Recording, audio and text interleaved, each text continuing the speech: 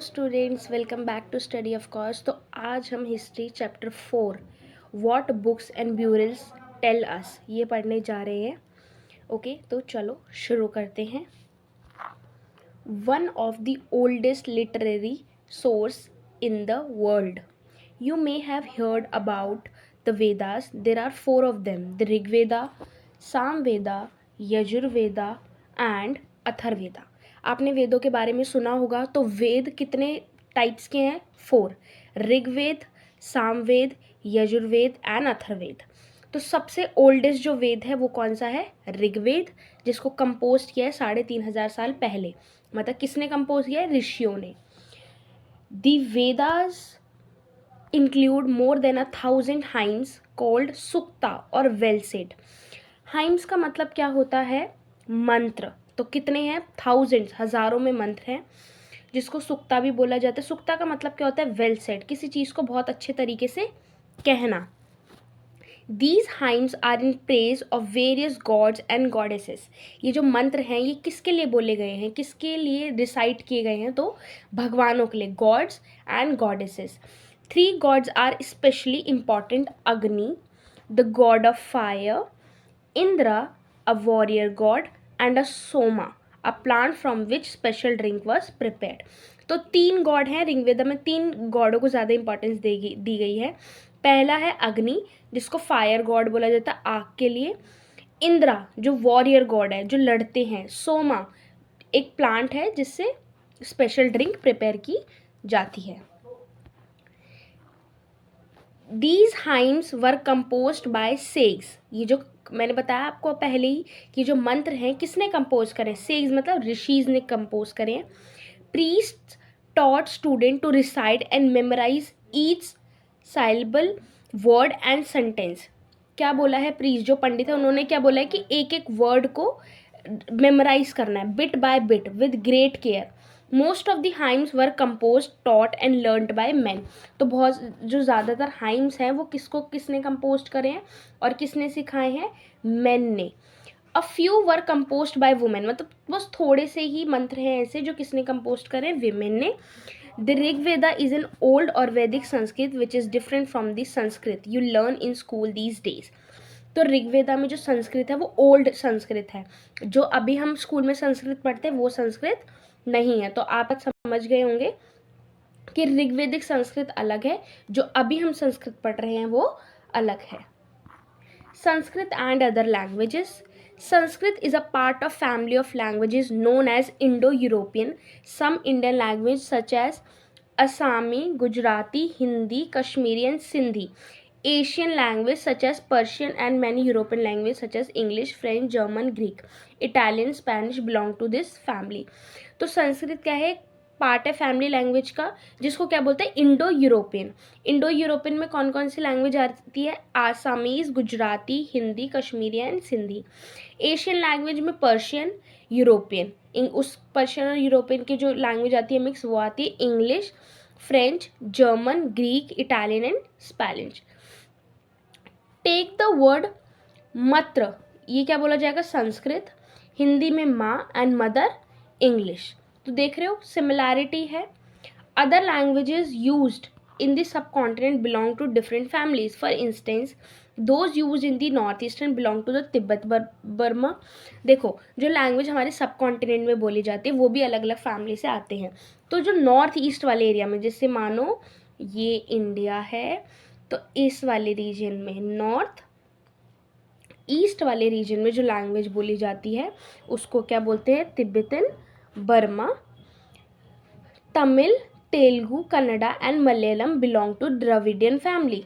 तो देखो यहाँ पे साउथ में इस वाले रीजन में पूरे में जो लैंग्वेज बोली जाती है उसको क्या बोलते हैं? तमिल, तेलुगु, कन्नड़ा।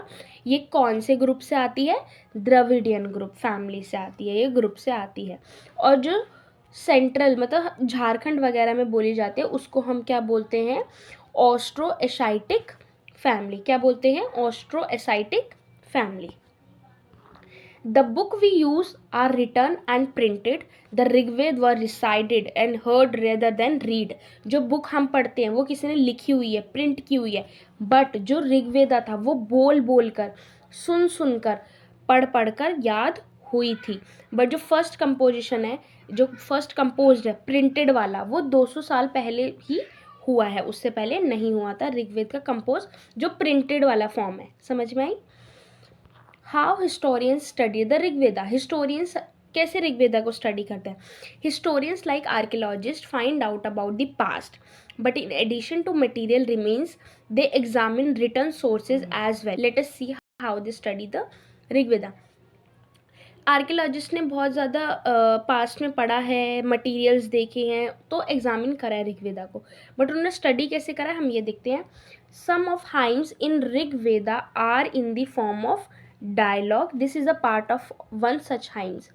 तो जो हाइम्स है, मंत्र है ऋग्वेदा में, वो क्या है? डायलॉग्स के रूप में डिक्टेट किए गए हैं। तो एक डायलॉग है जो किसके बीच में हुआ है? ऋषि विश्वामित्रा और दो river Beas and Sutlej that were worshipped as goddesses. Beas and Sutlej कैसे वर्शिप किया जाते थे? As a goddesses, as a माता, भगवान। A page from manuscripts of the Rigveda. देखो मनुस्क्रिप्ट्स क्या होती है? जिसको हाथ से लिखते हैं। ऋग्वेदा का है, मिला है एक मनुस्क्रिप्ट जो ब्रीच ब्राग मतलब पेड़ की खाल होती है, वो उससे बनता है। वो कहाँ पाया जाता है? कश्मीर में। तो ये कोई ओल्ड टेक्स्ट है, उसके बारे में इधर बताया गया है। Cattle, horses and chariots. Chariots क्या होते हैं? रथ। क्या होते हैं? रथ। ठीक है। There are many prayers in the Rigveda for cattle, children, specially sons and horses। Rigveda में बहुत सारी ऐसी प्रेयर्स की गई हैं। किसके लिए? कैटल्स के लिए। कैटल क्या होती है? गाय। चिल्ड्रन, चिल्ड्रन में भी स्पेशली सन, बेटा, एंड घोड़ों के लिए। Horses were yoke to chariots that were used in battles. Horses क्यों यूज होते थे? रथ के सामने बांध देते थे ताकि वो बैटल्स में आ सके, लड़ सके। विच वर फॉट टू कैप्चर कैटल। लड़ाइयाँ, बैटल क्यों होती थी? सिर्फ होती थी कैटल के ऊपर, गाय के ऊपर। पहले होती थी लड़ाइयाँ लैंड के ऊपर भी, बट सबसे ज़्यादा किसके ऊपर होती थी लड़ाइयाँ? बैटल किस लिए होती थी? कैटल के ऊपर। And for growing hardy crops that ripened quickly such as barley, some battles were fought for water and to capture people. कुछ बैटल होती थी जो पानी के लिए भी होती थी, लोगों को कैप्चर करने के लिए भी होती थी, और क्रॉप्स के लिए भी होती थी। Some of the wealth that was obtained was kept by the leaders. Some was given to the priest and the rest was distributed among। जो वेल्थ होती थी, जहाँ से भी बैटल से जीत के आते थे, वहाँ के लीडर्स रख रहते थे। ऐसे कोई राजा नहीं होता था, लीडर रख रहते थे, और कुछ प्रीस्ट के पास चला जाता था, पंडितों के पास, और जो बच जाता था उसको बाकी लोगों में डिस्ट्रीब्यूट कर दिया जाता था। Some wealth was used for the performance of yajans और सेक्रीफाइसेस। यजन मतलब ऐसे बोल, यज्ञ, सेक्रीफाइसेस क्यों होता था? ऑफर करते थे हम भगवान को फायर में, इसे ही हम क्या बोलते हैं? यज्ञ। These were meant for gods and goddesses. ये भगवानों के लिए किया जाता था। ऑफरिंग में हम भगवान को क्या देते थे? घी, ग्रेन, कोई भी गेहूँ, अनाज, एंड सम केसेस एनिमल्स, और सेक्रीफाइसेस में एनिमल्स भी होते थे। Most men took part in these wars. There were no regular army, but there were assemblies where people met and discussed matters of war and peace। देखो, एक standing army नहीं होती थी, मतलब अभी जैसे हमारे पास स्टैंडिंग आर्मी है, ऐसी कोई रेगुलर आर्मी नहीं होती थी, बट असेंबली बननी होती थी जिसमें लोग डिस्कस करते थे मैटर को, लड़ाई से जो भी, बैटल से रिलेटेड जो भी था। They also choose leaders who were often brave and skillful. तो क्या बोल रहे हैं इसमें कि राजा ही हमेशा लड़ाई नहीं करता था, ये क्या होते थे? लीडर्स होते थे। अपने आप में ही लीडर को चुना करते थे जो बहुत ज़्यादा ब्रेव है, स्किलफुल है, एक वॉरियर की तरह रूप में सामने आ सकता है, उसको वो चुनते थे। Words to describe people. There are several ways of describing people in terms of the work they do, the language they speak, the place they belong to, their family, their communities and culture practices। तो जो people है उनको कैसे describe कर सकते थे? पहले कौन सी लैंग्वेज वो बोलते हैं, कहाँ से वो बिलोंग करते हैं, कहाँ वो रहते हैं, किस कम्युनिटी से आते हैं, कौन से कल्चरल प्रैक्टिसेस करते हैं। Let us see some of the word used to describe people found in the Rigveda. देखते हैं जो लोग थे ऋग्वेदा वाले टाइम पे, उन्होंने कैसे डिस्क्राइब किया है लोगों को। There are two groups who are describe in terms of their work. The priest, sometimes called Brahmans, who performed various rituals, and the rajas. तो देखो पहला ग्रुप क्या है, प्रीस्ट, पंडित जो होते हैं उनको क्या बोलते हैं, ब्राह्मण। ये बहुत सारे रिचुअल परफॉर्म करते थे और यज्ञ भी करते थे। These rajas were not like the ones you will be learning about later. ये जो राजा हम पढ़ रहे हैं ना, ये वो राजा नहीं है जो हम बाद में पढ़ेंगे, जो कलेक्ट करता है टैक्स। जो राजा बाद में टैक्स कलेक्ट करते थे अपनी जनता के ऊपर, मतलब पूरा पूरा हक जमाते थे, ये राजा नहीं है। They did not have capital, capital नहीं होती थी इन राजा के पास, कोई सिटी नहीं होती थी, कोई प्लेसेस नहीं होते थे, कोई आर्मी नहीं होती थी, और वो टैक्स भी कलेक्ट नहीं करते थे। तो हम उन राजा की बात नहीं कर रहे जो आर्मी थी, जिनके पास बड़े बड़े महल थे या जो कलेक्ट करते थे टैक्स। हम उस राजा की बात कर रहे हैं जो नॉर्मली अपने ग्रुप से ही चुने जाते थे। 2 words were described the people or community as whole. One was the word जना, जो पूरे कम्युनिटी को डिस्क्राइब करे उसे बोलते थे जना, which we still use in Hindi in other languages. The other was wish. Wish मतलब वैश्य, comes from the wish. Several wish or jana are mentioned by name, so we find reference to the puru jana or wish, the bharat jana, the yadu jana और wish and so on. तो हमें बहुत सारे जना के बारे में पता चलता है, जैसे पुरु जना, भारत जना, यदु जना, जो हमें बताते हैं कि कम्युनिटी को ये डिक्टेट करते थे, ये सारे जो वर्ड होते हैं डिस्क्राइब करते थे। Sometimes the people who composed the hymns described themselves as Arya and called their opponents Dasa और दसयु। तो कभी कभी क्या होता था, जो हाइम्स को कंपोज करते थे वो अपने आप को क्या बोलते थे, आर्य। अपने आप को क्या बोला करते थे वो लोग, आर्य। एंड कॉल्ड देयर ओपोनेंट्स, जो उनके मतलब जो उनके उनसे अलग होते थे उनको क्या बोलते थे, दसा और दसायु। जो कंपोज करते थे हाइम्स को वो तो आर्यंस हो गए, और जो उनके ओपोनेंट्स होते थे जो नहीं करते थे उनको क्या बोलते थे, Dasas. These people were who did not perform sacrifices and probably spoke different languages। जो दसयूज होते थे, दसास जो होते थे, वो sacrifices परफॉर्म नहीं करते थे, मतलब यज्ञ नहीं करते थे, और एक डिफरेंट लैंग्वेज बोलते थे। लेटर द टर्म दसा एंड द फेमिनिन दसी केम टू मीन स्लेव। तो जो बाद में क्या मतलब निकाला गया दसा का और दसी, लड़कियों के लिए, फेमिनिन के लिए, कि इसका मतलब क्या है, स्लेव। क्या है, slaves. Slaves were women and men who were often captured in war. They were treated as the property of their owners who could make them do whatever work they wanted. तो क्या होते थे, ये जो slave होते थे ये war में कैप्चर कर लिया जाते थे और अपनी ऑनर की प्रॉपर्टी की तरह ये काम करते थे। जो ऑनर चाहेगा वो ही काम उनको करना पड़ेगा। While the Rig Veda was being composed in the northwest of the subcontinent, there were other developments elsewhere. Let us look at some of these. तो अगर आप देखेंगे कि यहाँ पे इस वाले रीजन में, नॉर्थ वेस्ट वाले रीजन में क्या था कि कंपोज हुए थे ऋग्वेदा, ठीक है। और ऐसे ही डेवलपमेंट, ऋग्वेदा कहाँ कंपोज हुए थे, नॉर्थ वेस्ट वाले रीजन में। कहाँ पे, इधर वाले रीजन में, इधर ये सिंधु नदी के पास, ये नॉर्थ वेस्ट होता है ना, आपको डायरेक्शन पता है। तो इस वाले रीजन में क्या हुआ था, ऋग्वेदा कंपोज किया गया था। Silent sentinels at the story of megaliths. ये मेगालिथ्स क्या होते हैं, जो बड़े बड़े पत्थर होते हैं ना उनको क्या बोलते हैं हम, megaliths. These stones boulders are known as megaliths, literally big stone। क्या है मेगालिथ्स का मतलब, बिग स्टोन, बड़े पत्थर। These were carefully arranged by people and were used to mark burial site। burial क्या होता है आपको पता होगा, जहाँ पे लोगों को दफनाते हैं। These practice of erecting megaliths began about 3000 years ago and was prevalent throughout the Deccan, South India, in the Northeast and the Kashmir। तो ये जो मेगालिथ्स की प्रैक्टिस थी ये कहाँ कहाँ पे थी, डक्कन वाले रीजन में, साउथ इंडिया में, नॉर्थ ईस्ट रीजन में और कश्मीर में। सम इम्पॉर्टेंट मेगालिथ्स, ये देख रहे हो आप कितने बड़े बड़े पत्थर हैं, यहाँ पे ब्यूरल प्रैक्टिस होती थी। Some megaliths can be seen on the surface, other megalith burials are often underground. तो देखो कुछ मेगालिथ्स ऊपर पड़े हुए सरफेस के, कुछ अंडरग्राउंड होते थे। Sometimes archaeologists find a circle of stone boulders और a single arch stone standing on the ground. कुछ आर्कियोलॉजिस्ट को क्या बोले, बहुत बड़े पत्थर मिले हैं जो ग्राउंड पे ऐसे खड़े हुए हैं। These are the indication that there are burials beneath. Okay, this type of megalith is known as cysts. Some cysts like the one shown here have porthole which could be used as entrance. ये आपको दिख रहा है, ये बड़े बड़े megalith लिखे हैं, ये ब्यूरल साइट के बारे में हमें बताते हैं।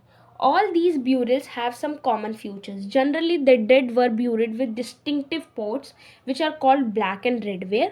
Also found are tools and weapons of iron and sometimes skeletons of horses, horse equipment and ornaments of stone and gold.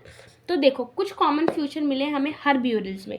तो कुछ जो डेड ब्यूरिड थे उसके साथ ये क्या दफनाया करते थे, क्या रखा करते थे, black and red ware pot, बर्तन होते थे black and red ware colour के, टूल्स और वेपन हथियार रखते थे जो आयरन से बने हुए थे, और स्केलेटन हॉर्सेस हो पाए जाते थे, और गोल्ड मतलब ऑर्नामेंट्स ज्वेलरी वगैरह भी मिलती थी जैसे gold, silver, stones, precious stones, ये सारे ब्यूरल्स के साथ मिलते थे।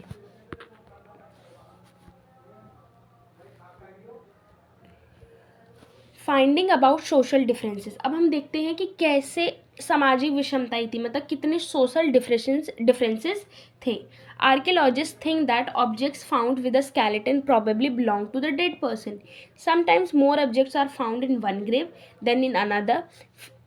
Here are one skeleton was buried with 33 gold beads, 2 stone beads for copper bangles and 1 conch shell. तो क्या होता था कि हर स्केलेटन के साथ कुछ ना कुछ रखा जाता था। वो क्या बोलते थे कि after the death of a person there might be a life after the death, life हो सकती है डेथ के बाद। तो ये क्या बता रहा है कि कुछ एक स्केलेटन मिला था जिसके साथ 33 गोल्ड बीड्स रखे गए, स्टोन रखे गए, कॉपर बैंगल्स रखे गए। Other skeleton have only a few ports. तो कुछ होते थे जिनके साथ ज्वेलरी, गोल्ड, बहुत कुछ रखा होता था, बहुत अच्छे अच्छे पोर्ट्स रखे होते थे, और कुछ होते थे जिनके पास बस एक ही रखा होता था। ये क्या बता रहा है, ये स्टेटस बता रहा है लोगों का, मतलब some were rich, other poor, some chiefs, other followers. तो कुछ जो राजा होते थे जो बड़ी फैमिली से बिलोंग करते थे उनके साथ तो गहने वगैरह सब रखे जाते थे, बट जो रिच फैमिली से बिलोंग करते थे उनके पास मतलब कुछ कम ही सामान रखा जाता था, जिससे हमें पता चलता है कि सोसाइटी में उस वक्त बहुत ज़्यादा सोशल डिफरेंसेस था। Were some burial spots meant for certain families? Sometimes megaliths contain more than one skeleton. कभी कभी क्या होता था, मेगालिथ जो बड़ा सा पत्थर था वहाँ पे एक से ज़्यादा स्केलेटन मिलता था। These indicates that people perhaps belonging to the same family. उसका मतलब हो सकता है कि वो जो स्केलेटन है वो सेम फैमिली का हो। Were buried in the same place though not at the same time. हो सकता है जो ब्यूरिड हुआ है, जिसको दफनाया गया है, वो एक प्लेस पे दफनाया गया पर एक समय पर, मतलब मान लो 3-4 ब्यूरल्स लोगों को दफनाया गया है जो मर गए हैं, बट एक सेम टाइम पे नहीं, डिफरेंट टाइम पे, बट सेम जगह पे। The bodies of those who died later were brought into the grave through the port holes, stone circle boulders placed on the surface probably served as signposts to find the burial site so that people could return the same place whenever they wanted to.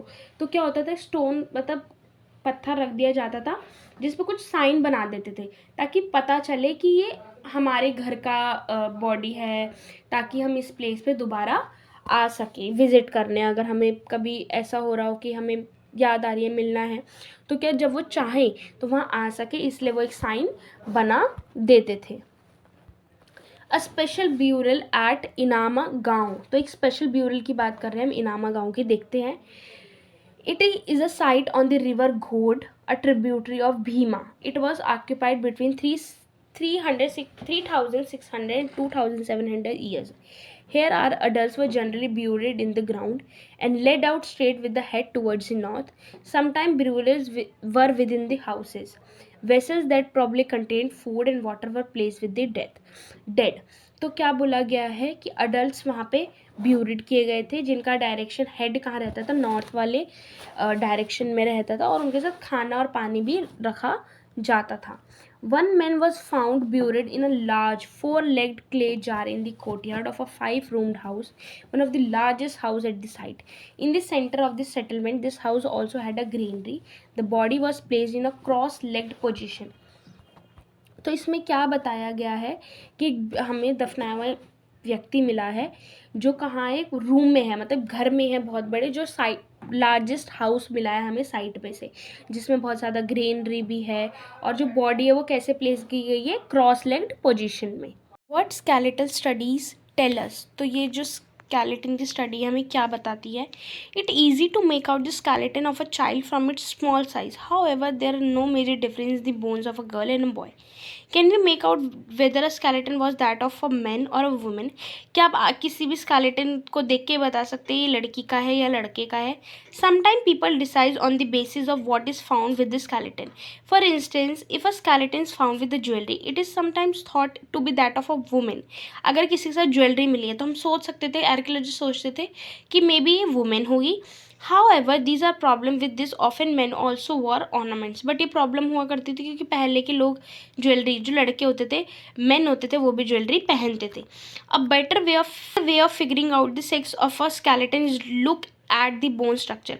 अगर हमें gender पता करना है तो हमें क्या देखना पड़ेगा उसका? आर्कियोलॉजिस्ट क्या देखते थे? बोन का स्ट्रक्चर। द हिप और the pelvic area of women is generally larger to enable child bearing. तो क्या होता है, जो हिप वाला एरिया होता है वुमेन का, वो थोड़ा बड़ा होता है ताकि वो जो चाइल्ड होता है उसको कैरी कर सके।